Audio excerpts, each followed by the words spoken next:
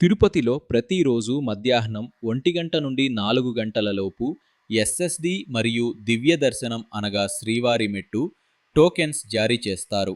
SSD టోకెన్లు ఇచ్చు ప్రదేశాలు శ్రీనివాసం కాంప్లెక్స్, ఆర్టీసీ బస్టాండ్ ఎదురుగా, విష్ణు నివాసం కాంప్లెక్స్, రైల్వే స్టేషన్ ఎదురుగా, భూదేవి కాంప్లెక్స్, అలిపిరి మెట్ల మార్గం వెళ్లే దారిలో లెఫ్ట్ సైడ్లో ఉంటుంది.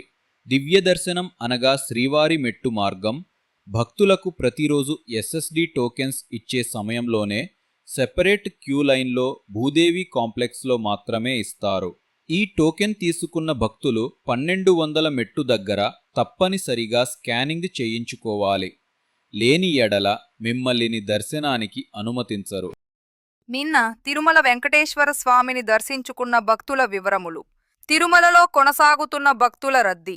ఉచిత దర్శనం కోసం 31 కంపార్ట్మెంట్లులో వేచి ఉన్న భక్తులు దర్శనానికి 18 గంటల సమయం పడుతుంది. 300 రూపాయలు శీఘ్ర దర్శనంకు. 3 నుండి 4 గంటల సమయం పడుతుంది. ఎస్ఎస్డి టోకెన్ మరియు దివ్య దర్శనం టోకెన్ పొందిన భక్తులకు 4 నుండి 6 గంటల సమయం పడుతుంది.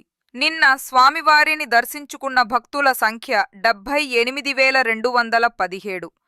నిన్న స్వామివారికి తలనీలాలు సమర్పించిన భక్తుల సంఖ్య 25,000. నిన్న స్వామివారి హుండీ ఆదాయం 4,75,00,000 రూపాయలు. ఓం నమో వెంకటేశాయ.